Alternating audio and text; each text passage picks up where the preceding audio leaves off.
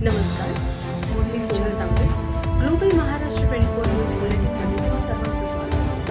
पाहूया आजच्या ठळक घडामोडी. फक्त ग्लोबल महाराष्ट्र 24 वृत्तवाहिनीच्या आपल्या हक्काचा विचार. मानपाडा पोलीस स्टेशनला गुन्हा दाखल केलेला होता. त्या अनुषंगाने त्यातल्या भावाला आपण यापूर्वीच ताब्यात घेतलेलं होतं. आता त्यातला मुख्य जो आरोपी आहे गोकुळ फुलेश्वर झा याला सतर्क जे नागरिक आहे त्या भागातील त्यांच्या मदतीने त्याला आता ताब्यात घेण्यात आलेला आहे.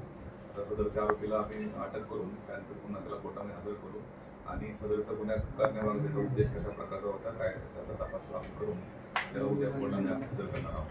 सर, किती आरोपी आता तुम्ही ताब्यामध्ये घेतलेले? सध्या आमच्या ताब्यामध्ये मुख्य आरोपी जो आहे तो गोकुळ फुलेश्वर झा, त्याचा भाऊ रणजित झा आणि इतरही 2 आमच्या ताब्यामध्ये आहेत. आता त्या अनुषंगाने प्रत्येकाच्या त्यामध्ये रोल कशा प्रकारे होता जे आपल्याला प्राप्त व्हिडिओ आहे, व्हिडिओ फुटेजच्या माध्यमातून आणि इतरही आपल्याकडे जो पुरावा आहे त्या माध्यमातून प्रत्येकाचा आरोपीचा रोल काय होता त्याप्रमाणे आपण त्यांना कोर्टामध्ये हजर करू आणि पोलीस त्यामध्ये पोलीस तपास करणार आहोत. सर, यामध्ये किती आरोपी असण्याची शक्यता आहे? किती जणांना तपासले आतापर्यंत आपण?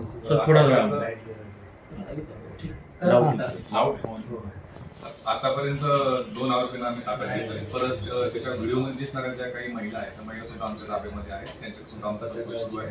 ते व्हिडिओच्या अनुषंगाने अजूनही काही आपल्याकडे व्हिडिओज तिथले फुटेज आपण पूर्ण हॉस्पिटलमध्ये ताब्यात घेतलेलं आहे क्लिनिकमधून, जेणेकरून इतरही त्यांच्या ज्या महिला त्या ठिकाणी दिसतात त्यांचा त्या ठिकाणी काय रोल मारण्यामध्ये आहे का अशा प्रकारचे तपास आमच्या टीम सुरू आहे.